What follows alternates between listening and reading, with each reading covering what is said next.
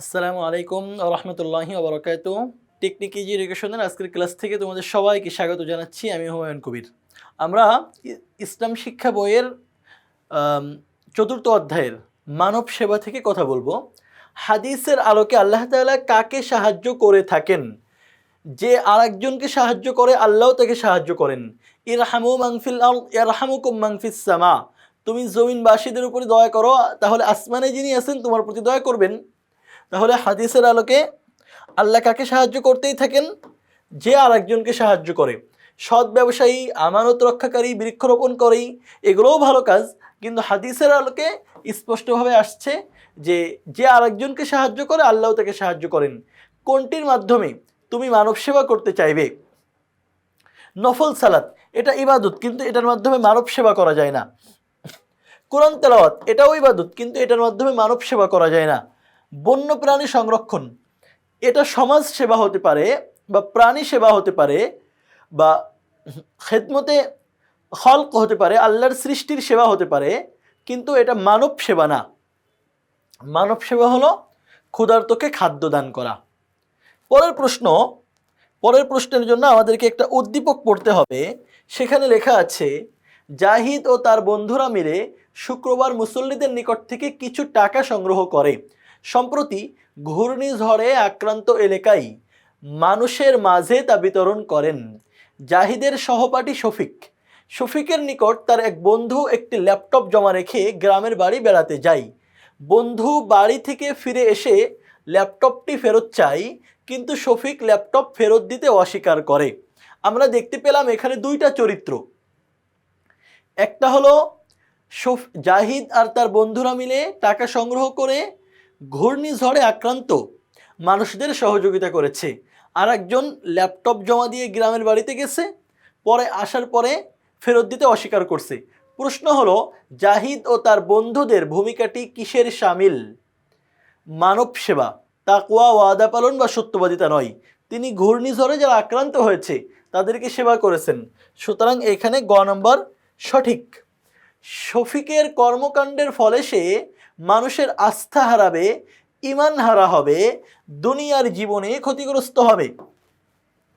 সে মানুষের আস্থা হারাবে, কেউ তাকে বিশ্বাস করবে না, কেউ তার কাছে আর কোনো কিছু জমা দিতে চাইবে না। দুনিয়ার জীবনে সে ক্ষতিগ্রস্ত হবে, কারণ মানুষ সামাজিক জীব, আমরা সবাই মিলে একসাথে বসবাস করি। একজনের সাথে সবাই যদি রূঢ় আচরণ করে, কেউ যদি তাকে বিশ্বাস না করে, তাহলে এই দুনিয়ার বিস্তীর্ণ জমিনটা তার কাছে সংকীর্ণ হয়ে যাবে, সংকীর্ণ হয়ে উঠবে, সে দুনিয়ার জীবনে ক্ষতিগ্রস্ত হবে। সুতরাং সে মানুষের আস্থা হারাবে এবং দুনিয়ার জীবনে ক্ষতিগ্রস্ত হবে।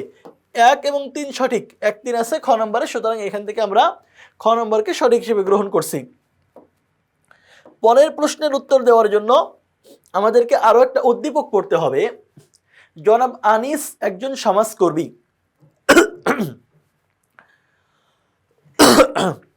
অর্থনৈতিক সক্ষমতা অর্জনের পাশাপাশি তার ইচ্ছা মানুষ ও পশু পাখির সেবা করা। আচ্ছা, এবং বিভিন্ন প্রকার দূষণ থেকে পরিবেশকে রক্ষা করা।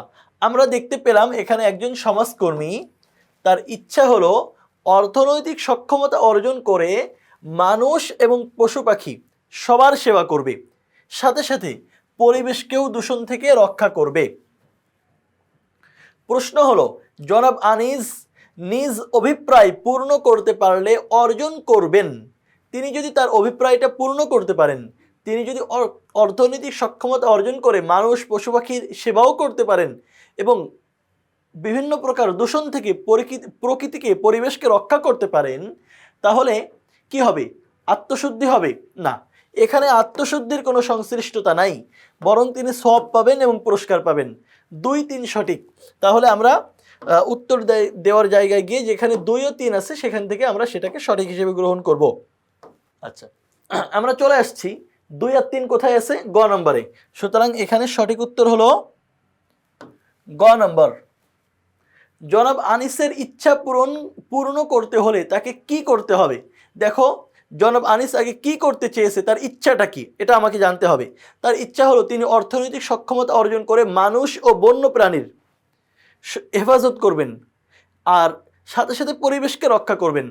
দেখো, গবেষণা করে মানুষ বন্য প্রাণীর সংরক্ষণে কি করা যায় এটা মানে বেরো করা যাবে, কিন্তু পরিবেশকে রক্ষা করার জন্য সরাসরি তাকে মাঠে নামতে হবে, ফিল্ডে যেতে হবে। সচেতনতা তৈরি করবেন তিনি কয়জনকে?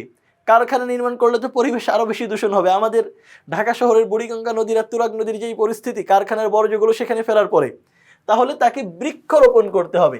বৃক্ষরোপণ করার মাধ্যমে এই বৃক্ষ থেকে ফল তিনি বিক্রি করে অর্থনৈতিক সক্ষমতা অর্জন করতে পারবেন, গাছ বিক্রি করে আবার অর্থনৈতিক সক্ষমতা অর্জন করতে পারবেন।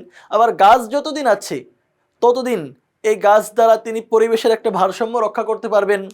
তাছাড়া এর মাধ্যমে এর ফল তিনি মানুষকে খাওয়াতে পারবেন, পশু পাখি খাওয়াতে পারবেন। তাহলে সব কিছু যার মাধ্যমে হবে সেটা হলো বৃক্ষরোপণ করা। আমরাও বৃক্ষরোপণ করবো ইনশাল্লাহ। আমাদের ক্লাসটা যারা দেখছো, গ্রামের দিকে যারা আছে তারা অবশ্যই বৃক্ষরোপণ করার জায়গা আছে, বৃক্ষরোপণ করবে, গাছ লাগাবে। যারা শহরে আছে, বৃক্ষরোপণ করার কোনো জায়গাই নাই, তারা অন্তত টবে হলেও ছাদের হলেও বৃক্ষরোপণ করার চেষ্টা করবে। রাসূলুল্লাহ সাল্লাল্লাহু আলাইহি সাল্লাম বৃক্ষরোপণের প্রতি খুবই গুরুত্ব দিয়েছেন। এক হাদিসের মধ্যে রাসূল সাল্লাল্লাহু আলাইহি সাল্লাম বলেন, তুমি যদি দেখো যে ওই দিক থেকে কিয়ামত হচ্ছে, তুমি দেখতে পাচ্ছ এই কিয়ামত আসতেছে, আর তোমার হাতে একটা গাছ আছে, তুমি গাছটা লাগাচ্ছ, তো ওই গাছটা তুমি লাগানো শেষ করো। তো প্রশ্ন হতে পারে যে ওই গাছ লাগায় লাভ কি? কিয়ামত হলে তো সব কিছু ধ্বংস হয়ে যাবে। বৃক্ষরোপণ করা রাসূল সাল্লাল্লাহু আলাইহি ওয়াসাল্লাম এই হাদিসের মধ্যে বুঝালেন, এটা শুধু পরিবেশের ভারসাম্য রক্ষা করে এমনই না, বরং এর মাধ্যমে সওয়াবও হয়। আল্লাহ তাআলা আমাদেরকে তৌফিক দান করুন। সমাজ সেবা, মানব সেবা, এই কাজগুলোর সাথে আমরা যেন জড়িত থাকতে পারি। রব্বুল আলামিন আমাদের সেই সক্ষমতা দান করুন। আমিন। আসসালামু আলাইকুম ওয়া রাহমাতুল্লাহ।